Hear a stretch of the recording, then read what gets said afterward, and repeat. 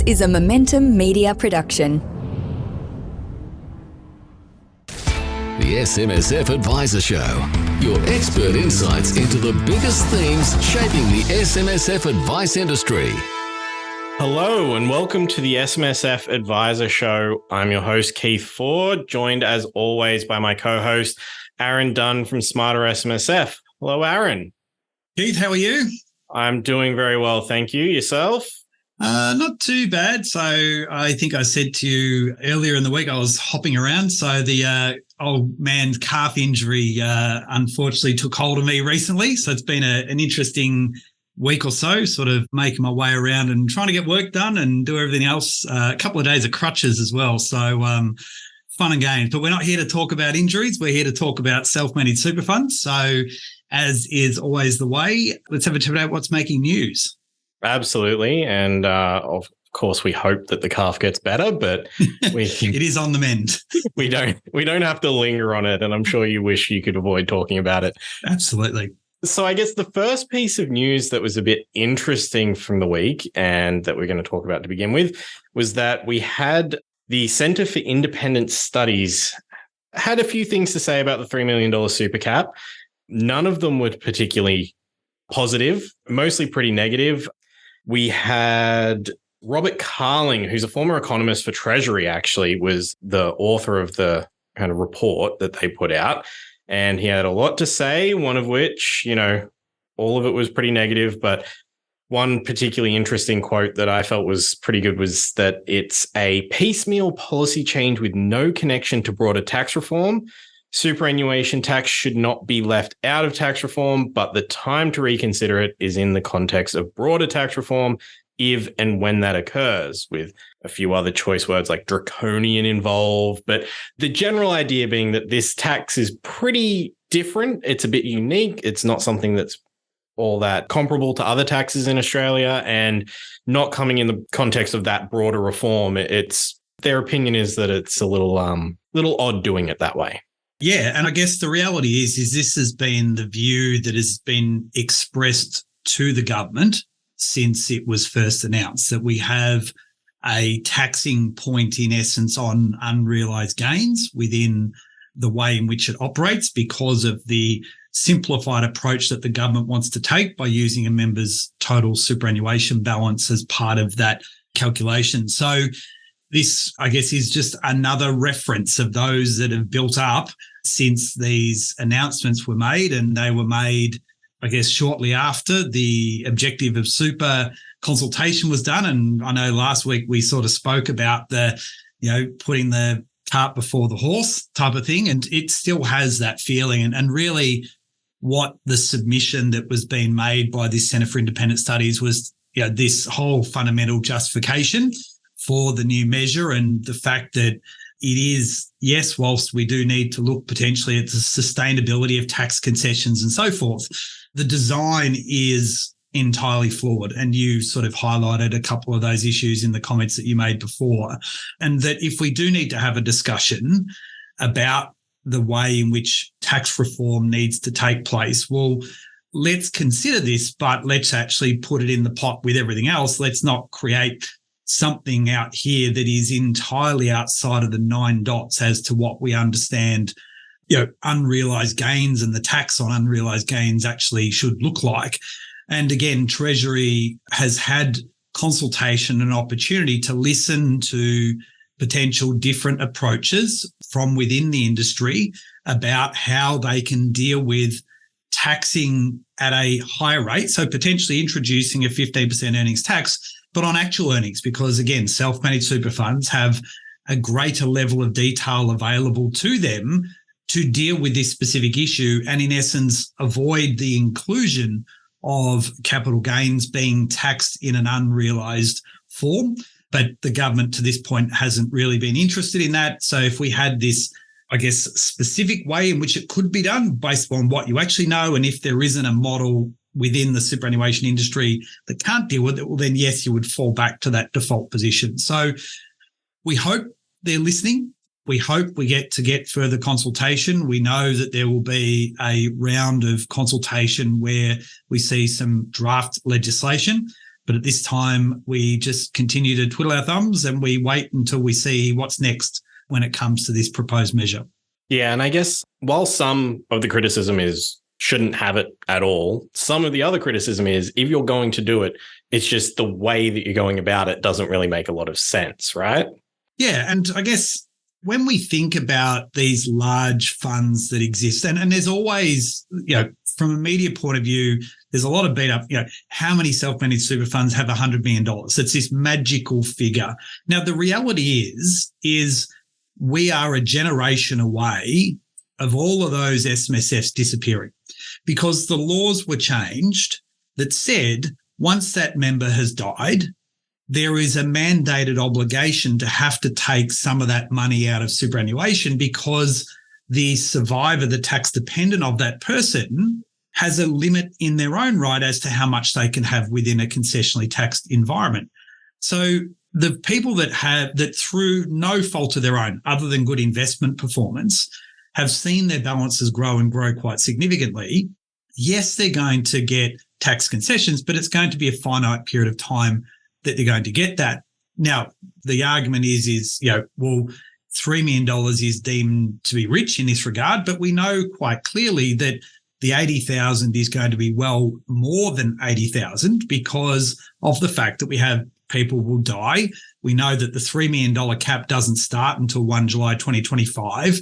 So therefore, in current dollars, it's probably 2.8 million once you start applying indexation and so forth. So we're just not getting the whole story here. And I think we would like to further understand the dialogue and come up with something that is workable. We get tax concessions becoming a much larger burden on the government's coffers, but it needs to be done in an appropriate and measured response rather than something here that just, like we said before, just is an entire outlier to what we would understand to be appropriate policy.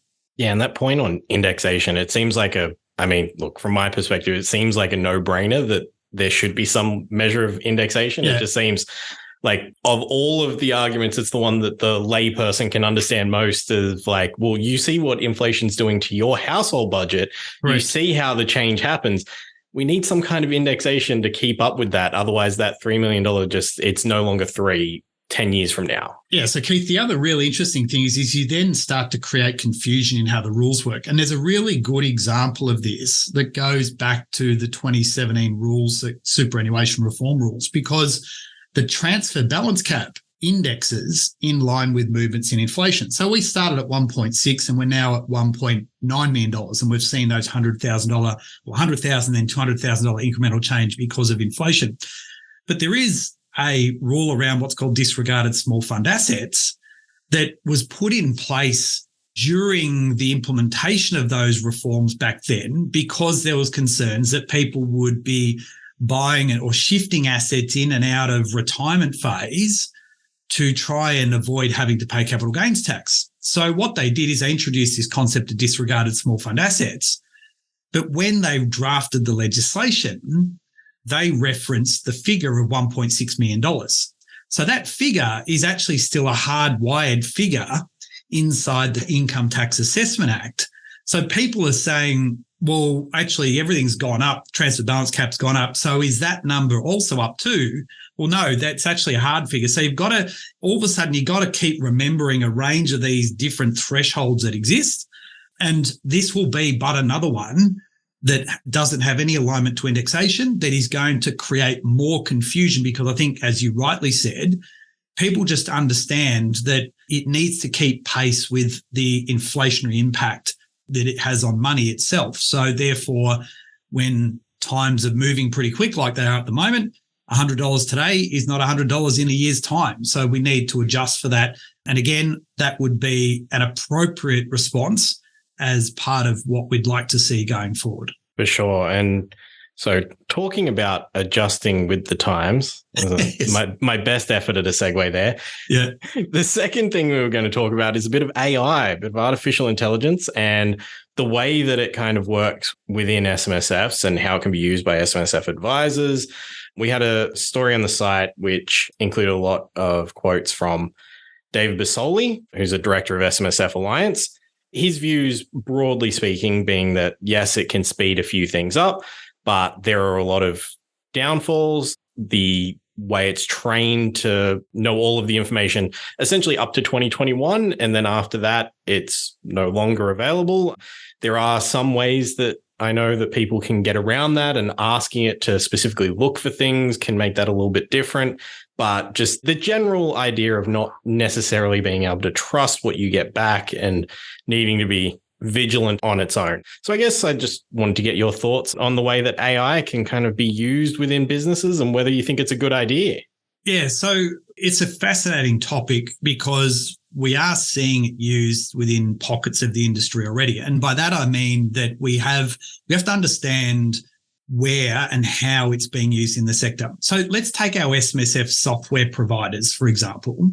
So they're already using AI and machine learning for the ability to process superannuation fund transactions that was historically done by accountants. So they can use the millions of transactions and billions of transactions for some of the providers to say with a level of confidence that transaction there is a concessional contribution for Keith in a self-managed fund, right? And therefore, you're reducing the amount of time that it takes to be able to do the work. And all that is a benefit of the fact as to what machine learning and the artificial intelligence. So the fact that it is learning as it goes along to do things. So that is already working, and we'll continue to see that evolve. We're seeing it also now looking for data and scraping that data off bank statements, off rental statements, and so forth. And most practitioners are getting a benefit of that work in that administration space right now. Then you go to the other end of the spectrum, and some of it as to what David was referring to, and looking at, I guess, this iteration of what something like ChatGPT has done, and then Bard is, of course, with Google and stuff as well, and really saying, what can I be utilizing this technology for to help me day to day? Yeah. Because if you're going to type right in and say, write me a statement of advice for this client to start a pension with the transfer balance cap, it might do half a job, but subject to the accuracy of the data, it might be referencing the old transfer balance cap of 1.7 versus $1.9 million, because ChatGPT obviously has different levels based upon what data they're trying to pick out. So accuracy of information does become relevant there. Yeah. And sorry, Aaron, I should just reiterate what Dave Basoli specifically was talking about, and I don't think I even mentioned the word ChatGPT, but it's specifically about the free version of ChatGPT, which is only trained on information that's before September 2021. So I believe if you move to like ChatGPT 4, then that's a little bit different. But yeah, sorry, I just thought I'd clarify what I forgot to mention that. Yeah, so that's part of the journey to understand the benefits and therefore its limitations. But practitioners could equally be utilizing content in there for the opportunity to be drafting blog posts, articles, using it for other things inside their practice that are repeatable and they can leverage to be able to use. I mean, we're starting to do stuff within our own business now. The advantage comes where you have a large amount of data that you can tap into to be able to benefit you. So ChatGPT allows you to obviously look at broadly what is available on the web and to try and condense that in a way to be able to help and assist and summarize information for you. So we're looking at it in our business, noting that we've got a huge amount of content that we have prepared over long periods of time, and whether we can overlay that content to be able to provide levels of technical support and stuff to our clients, help students go through course content and so forth. So there's a range of ways that you can actually look to utilize it. And I think it's really exciting. And therefore, to some extent, it's only limited by what your imagination allows you to try and contemplate. But we need to go back and understand what we're using and the relevancy of that information at that point in time, because it then will impact potentially the accuracy of what you're trying to do. Yeah, and I think a really good point there is that it's available to be used for many different things, and you should really be careful and make sure that you understand what it's doing so that you know that when you're using it, it is doing something accurate and you've paid enough attention to figure all that out. Yeah, and even little things. I mean, you've also got to make sure that you are. So you could potentially type in, write me a lease agreement for an SMSF with the tenant, and it potentially would be able to generate some stuff. But is that going to ultimately be a binding legal document? And therefore, should you actually be getting appropriate legal advice around what it can produce? You could also have a bit of fun with it too. So you could say, well, write me a song about self-managed super funds that is, aligned to, a Taylor Swift song or something. So, there's lots of fun and games that you can have with it, but you also need to know legal risks and risks to your practice more broadly through its application. Absolutely. So moving to a slightly different topic, the SMSF Adviser Technical Strategy Day has launched. We've got tickets are available. We've got 3 different states. We've got 17th of October in Sydney, 18th of October in Brisbane, 25th of October in Melbourne, with a bunch of speakers, one of whom, Aaron Dunn, familiar person to the SMSF Adviser Show. So you'll actually be emceeing the event. Yep. And then there'll be speakers like Clinton Jackson from Cooper Grace Ward, Craig Day from Colonial First State, Liz Westover from Deloitte, Meg Heffron from Heffron, and Scott Hay Bartlam from Cooper Grace Ward as well. So what's going to be happening at the SMSF Adviser Technical Strategy Day? Yeah, so this year, Keith, I think it's in its 10th year now. It is. Yeah, so it's great once again to be a part of the event. I think I've emceed at least half of those, then it would appear. So I'm trying to remember how many it's been. It was definitely pre-COVID and then during COVID, and of course the last couple of years as well. So it is a technical event. That's the most important thing. So it's pulling together some of the leading industry experts talking about what are the most current technical issues impacting the SMSF sector. So if you're looking to get your technical fill, I couldn't recommend this enough. As you said, I'll not only be emceeing, I'll also be speaking as part of the agenda for the day as well. So we have the sort of a technical update that goes through. We have things about pensions, and Meg will obviously be looking at the $3 million threshold, which we spoke about already today. We're looking at the payment of death benefits, property development, obviously the whole new era of SMSF document signing and the responsibilities and record keeping requirements, and then the ATO potentially coming to finish off the day, which obviously they go through and talk about what they see as the most important issues impacting the SMSF sector. So as you said, 17, 18 and 25 October, and tickets are open, which you can go to smsfadvisor.com to register for, I believe, what would be phase 1 release. I believe so. It should be a very informative day, even if I'm sure I would understand very little of it. So we'll take a quick break now. When we come back, we will have an interview with Josh Lehman and Dan Rutter, who are from Digital Surge. It's going to be talking all things crypto and how it works within an SMSF. Hi, and welcome back to the show. Today, we've got an interview coming up with Josh Lehman, the Chief Technology Officer of Digital Surge, and Dan Rutter, the CEO. Hi, guys. How are you? Good morning. Hey, Keith. Great to be here. Thanks for having us. Not a problem. Great to have you joining us today. So before we get into kind of the hard-hitting questions, could I get you to give a little bit of a rundown on what Digital Surge does and how you think it can relate to the SMSF advice space? Sure. Okay. Yeah, Digital Surge, we're a cryptocurrency trading platform. We've been operating since 2017. We provide an intuitive and simple and easy way for people to buy, sell, and trade more than 300 different cryptocurrencies. We've got a specific focus on B2BC, which means that we've built out our advisor portal, as well as a lot of tools for SMSFs and advisors to manage their clients' crypto portfolios. Lovely. And so in terms of SMSF trustees, why do you think they should consider diversifying their portfolios with a bit of cryptocurrency? Yeah, I mean, there's a few things with cryptocurrency. So it is a new asset class, like existing asset classes, real estate, gold, stocks. So if you're looking at your investment strategy, it's always a good idea to consider diversifying into different investments. And obviously, cryptocurrency being a new asset class, it's received a lot of interest over the last few years and seen a significant growth. So, people that looking to diversify, it is an asset class people could consider.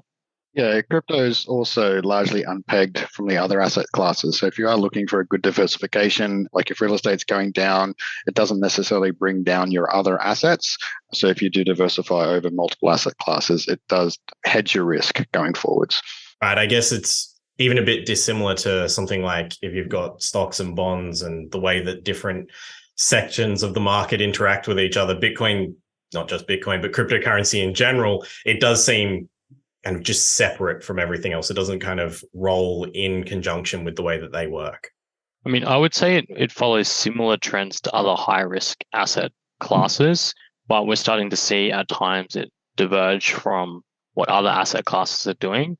And also we're seeing a lot of institutional interest in this asset class, like with what's happening in the US, with BlackRock filing for their ETF, which is the largest fund in the world. I think the CEO earlier today said that it's essentially Bitcoin is the digital gold. It's a new asset class. It's here to stay. So, we're seeing a lot of interest in this asset class. And I think some of the other things that make it a little bit different to some of the existing asset classes, I mean, it's very liquid in regards to the market's open 24/7. You can buy and sell, anytime you want. It's pretty much instant settlement, unlike other asset classes that may take some time to be able to actually sell it. And there's a relatively low barrier to get started. Yeah, and we've certainly seen that the regulators in the US up to this point have been a little reticent to kind of approve a spot ETF for any kind of crypto or Bitcoin specifically. But after that BlackRock filing, there was a couple of other asset managers that kind of followed suit. Like I believe Fidelity was one that also kind of made a filing. So that's right. It certainly seems like there is that larger institutional interest in kind of going all in on crypto. Yeah, there's been a lot of talks about it for years and years. They keep saying institutional money is coming, but we're starting to see now that these institutions are actually putting in the applications to SEC and putting in all the sort of frameworks and requirements needed to sort of get the approval. I mean, we still haven't seen it approved, so no doubt there could potentially be some more barriers, but obviously those institutions have a lot of money. They've made a lot of applications in the past before, and they've all had quite a high success rate. So I would expect that if they're putting the effort into putting it forward, that they've got a pretty strong indication that it will get approved at some point. Yeah. And obviously, if that opens up to a lot of institutional or a lot of money that's there to be able to access this asset class in a way that they feel comfortable in doing so, then I would expect that we're going to see an inflow of money into this relatively new asset class. Yeah. And you did mention that it is kind of in that high risk asset class kind of realm. Is that something that a lot of investors are a bit skeptical of those high risk investments and the volatility that they might perceive that crypto brings? What would you say to kind of allay the fears that some of these investors might have? Yeah, so crypto is considered as a high risk investment, but you really need to make sure that when you're investing, you're doing it in line with your investment strategy. So with any high risk investment, there's potential for larger gains and larger losses. So you do need to mitigate your risks. Only allocate what you're comfortable within your portfolio. Some people say 5%, some people say 10%. That's up to your strategy. And then within crypto itself, you'd certainly have riskier investments. So if you look at your Bitcoin or Ethereum, they're your long-term cryptos that generally far more stable over time. And then you've got there's thousands to choose from as you go down to the lower caps. There's more risk of potential downside, but there's also a potential upside. So you're going to make sure that you are investing according to your investment strategy. For sure. I would say probably on an additional point to that, like if you're investing in an early stage company, it is obviously higher risk, but there is a higher upside. So I think it's like education is quite important, understanding what you're doing, understanding the risks involved and ways to mitigate those risks. Yeah, for sure. And so if an SMSF trustee is looking into getting into the crypto space, what kind of things should they be considering when they're looking at, selecting a crypto exchange? Like, things like fees, what coins are available, the minimum trade requirements? Like, what are the factors they should be looking for? Yeah, well, from an SMSF perspective, the key things for SMSF is compliance. So SMSF accounts, they need to be created generally on a local Australian exchange that has the ability of actually setting up an SMSF account. SMSFs are an Australian vehicle, so international platforms don't necessarily know how to KYC an SMSF. So making sure that you've got the account set up correctly, and then you can get your data out to be able to do your end of year compliance. That's key. Outside of that, then you're looking at what everyone will look at for a crypto exchange. So fees are important. The more you trade, the more you pay. Support, like if you've got questions, do you have local support to talk to, or do you get into a queue to talk to an international person that doesn't necessarily know an SMSF? And then security, make sure that your account is secure. You've got 2FA options and that you're comfortable with the platform. Yeah, sounds like all pretty good advice there of making sure that, for one, they're able to deal with an SMSF, which does kind of bring me to the next question of how can an SMSF trustee even purchase crypto such as Bitcoin using their SMSF? Yeah, I mean, there's a few things that the trustee needs to do beforehand. So I guess just the legal obligations, so ensuring they understand what the actual obligations are and that they comply with the ATO and ASIC. Ensure that the trustee and investment strategy actually allows for the purchasing of crypto, and that what they're actually investing in aligns with the long-term strategy. So I would start with that first.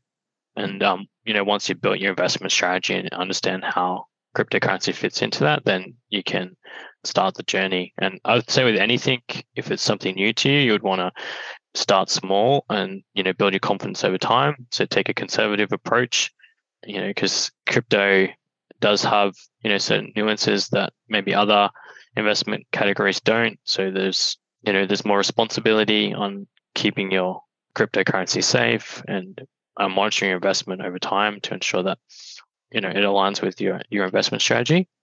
Right, which we've heard that safety a couple of times. So once from you, Josh, once from you, Dan. So what can they do to make sure that they can keep their crypto assets safe? Like, what are the recommendations that you can give to them? Yeah, I would say that there's with security, it's a multi-step approach. It's not one silver bullet that's going to protect you from everything. So, I mean, it sort of starts with the cryptocurrency specifically you're choosing to purchase. So make sure you've done your research on that and you understand what it is and what your goals are when you want to buy it, when you want to sell it. And then obviously you're going to choose a platform on where you're going to purchase it from. So as Dan mentioned before, choosing a platform that, can cater to SMSFs, has good reputation. And then once you get your account set up, you'll want to just follow basic security hygiene principles. So, having a unique, strong password, having two-factor authentication. And then when it comes to cryptocurrencies, one of the specific things is around the custody. So you'll want to think about how you want to manage your custody. So there's a thing called, self-custody, which means that you have control of the cryptocurrencies yourself. And this is generally considered the best approach for someone that's a long-term holding a cryptocurrency. So what I mean by that is you can get things called hardware wallets, and that's where you can store the private keys to your cryptocurrency.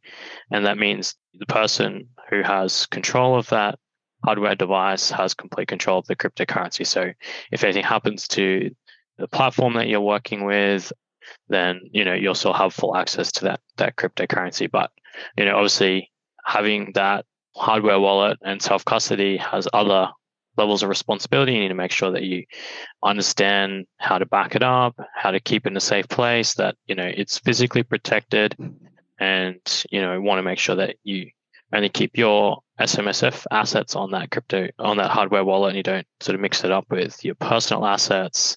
I mean, if you're going to keep some cryptocurrency on a trading platform, you just want to understand, is it for trading purposes? Is it for long term? And then, making sure that account is secured. So with the hardware wallet, you essentially then have to make sure you don't want to lose it down the back of the couch. That's correct. Yeah. And there's always those stories from the early days of Bitcoin where, someone who was a really early adopter would get onto it, and then it would be stored on an old laptop, and then they can't find it, or the hard drive they've misplaced from a decade prior, and now the Bitcoin price has shot up, and there's just no recourse if something like that happens, is there?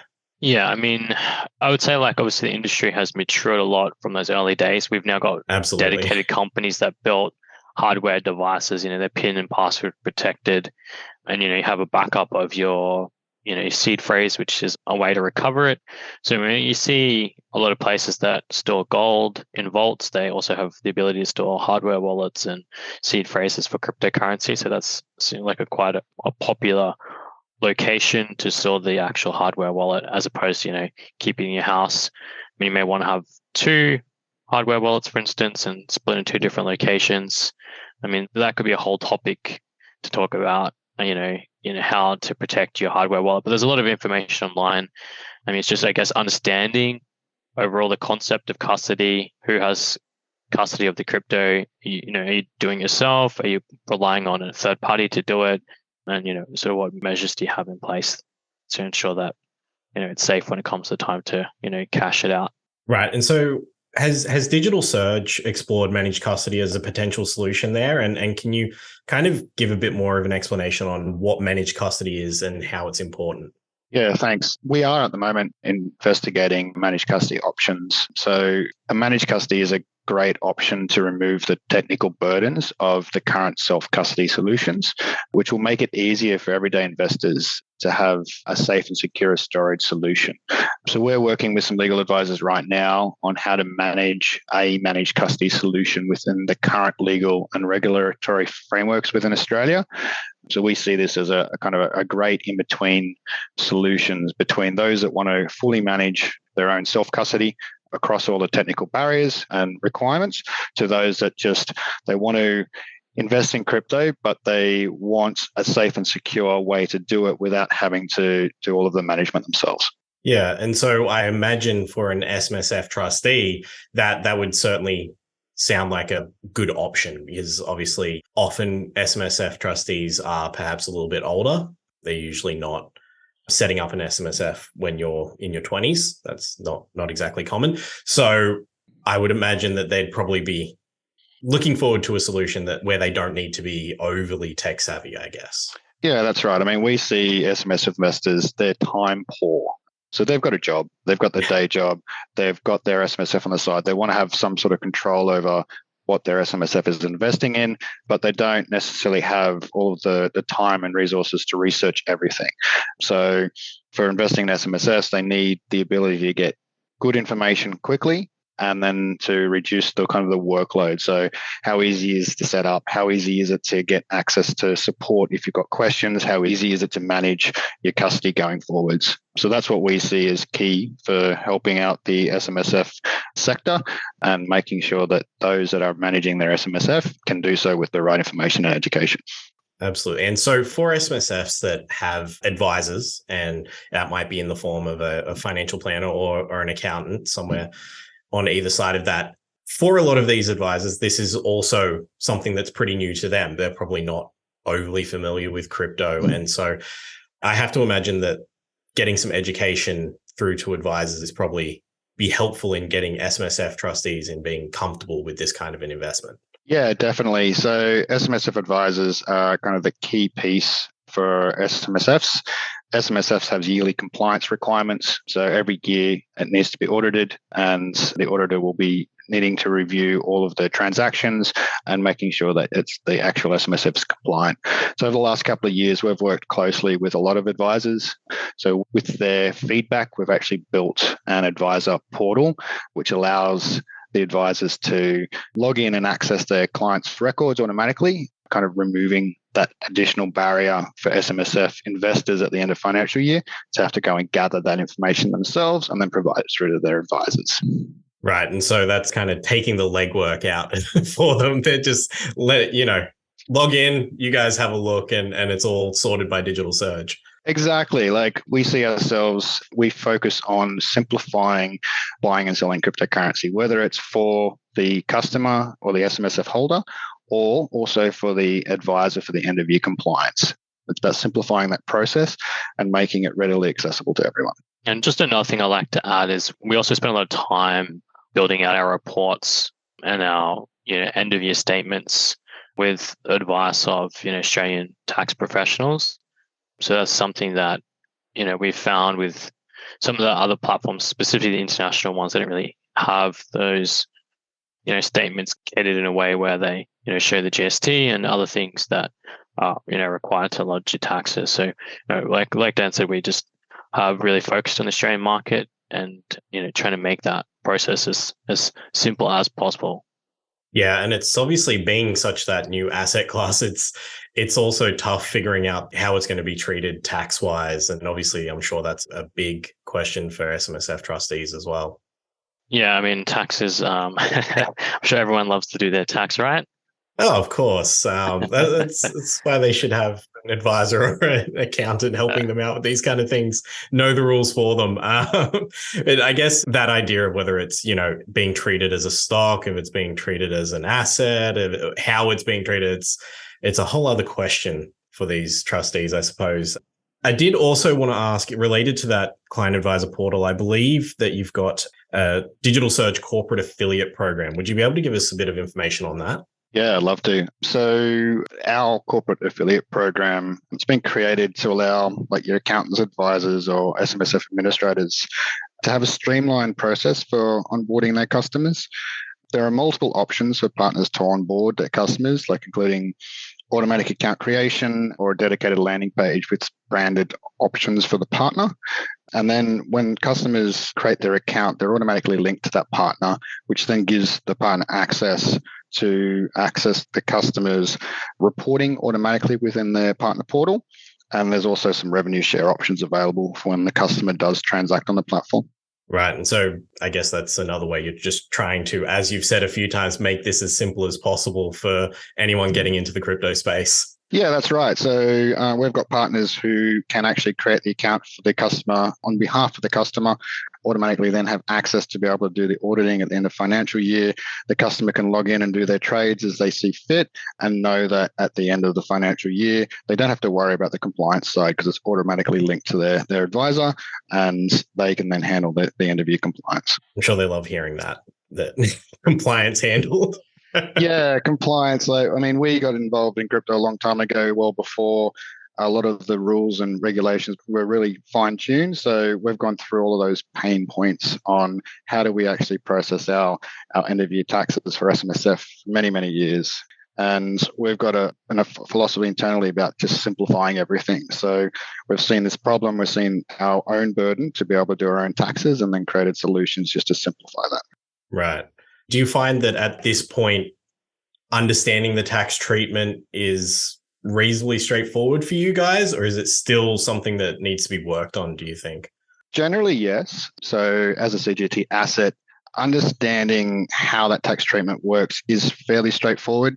It's when you start adding additional investment types. So start throwing in NFTs, start throwing in earn programs. That's when it starts getting a little bit more complicated.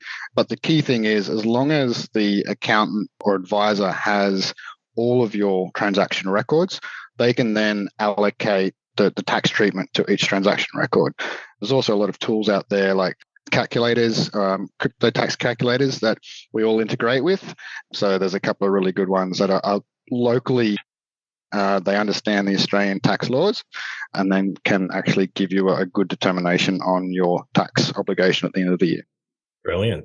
All right. Well, I think that's a lot of information there for SMSF advisors and trustees to kind of digest. And I think it should give them a bit more of an understanding of how they can go about integrating crypto into their portfolio, I guess. So I just wanted to thank you, Josh, and Dan as well for coming on the show today. I think there's a lot of good information there. Thank you. Thanks for having us. Thanks, Keith. Not a problem. All right. Welcome back, everyone. I'm back with Aaron here to kind of wrap up the week. What did you think were the most interesting parts of the week? Yeah, I guess it's the part of the challenge for us is this period of uncertainty we still have around the $3 million tax. So it's nice to keep hearing, I guess, independent organisations critiquing this. It kind of gives a sense of hope and optimism that we might see the government try and revisit some of the illogical parts to this legislation. I say parts because obviously there are ways in which some of these specific issues, right, the unrealized gains, can actually be addressed. So therefore, to me, I think that is an opportunity for us to keep sort of presenting to the government these arguments and why we need to come out with a slightly better solution. Well, not slightly, a better solution. Yeah, it's certainly there's been a lot of talk about it. So hopefully someone's listening. Yeah, I kind of agree. I think that it's really interesting when you have more people coming out and talking about these kind of things. I'm always interested in the AI stuff as well. Yep. It's always something that I find pretty interesting, and just the ramifications. I don't think at the moment it's anything quite as drastic as, the actors striking in America with the studios wanting to use AI to replicate background actors. I don't think it's anything quite that drastic in the advice space yet, but you never know. It's and I think from that point of view, again, that whole AI and machine learning stuff, but part of it was going to be the end of compliance and accountants. And this is broadly in accounting, not just sort of SMSF specific.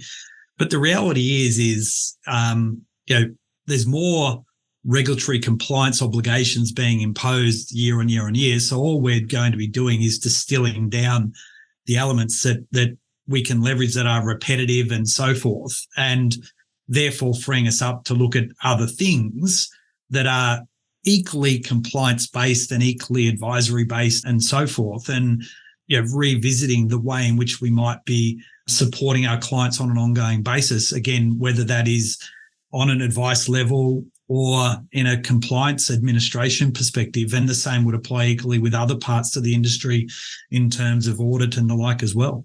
Absolutely.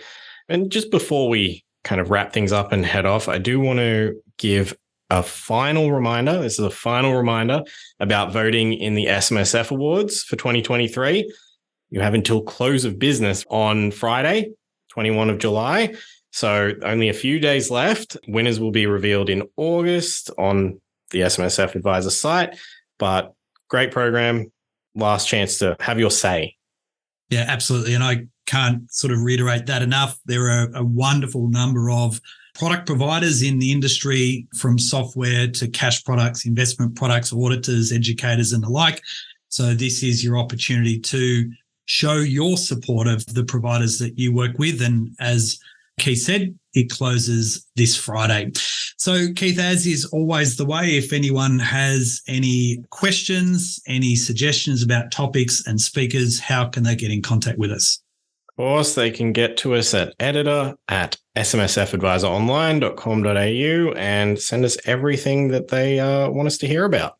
Excellent. Well, thank you once again for joining us for this week's edition of the SMSF Adviser Show. Have a great rest of the week. Take care and bye for now. The information featured in this podcast is general in nature and does not take into consideration your financial situation or individual needs and should not be relied upon. Before making any investment, insurance, tax, property or financial planning decision, you should consult a licensed professional who can advise whether your decision is appropriate for you. Guests appearing on this podcast may have a commercial relationship with the companies mentioned.